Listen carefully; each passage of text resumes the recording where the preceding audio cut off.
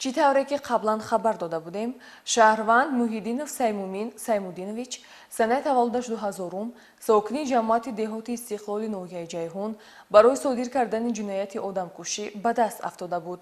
Номбурда 15 феврали соли 2021 тахминан соати 20:00 дар кӯчаи деҳотии пойтахт дар дохили автомашини мусофиркашонии тамғаи Хундай Солярис бо 42 зарбаи корт ронандаи воситаи нақлиёти мазкур шаҳрванд Эраҷи Эмомалӣ сокини ҷамоати деҳоти қиблаии ноҳияи Рӯдакиро ба қатл расонида аз ҷои ҳодиса фирор намуда буд.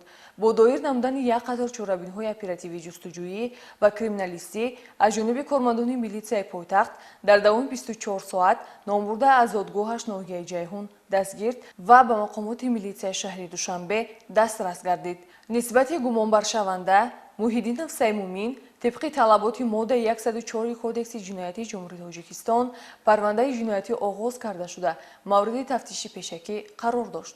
روز گذشته در سود شهر دوشنبه مرافعه سودی ابدارشونده به انجام رسیده سود نسبتش چنین حکم کرد. با Muhyiddin Seymour'un Seymour'un mutabık talebinde moda 67 kısım istek kodekse cinayeti cumhuriyet üstün cezayı nihayet davranışa maruz olan uzay bombalı 28 yıl ve 4 namden ceza در kanun ve İsrail doğru nizamı sert tayin kadı şavar.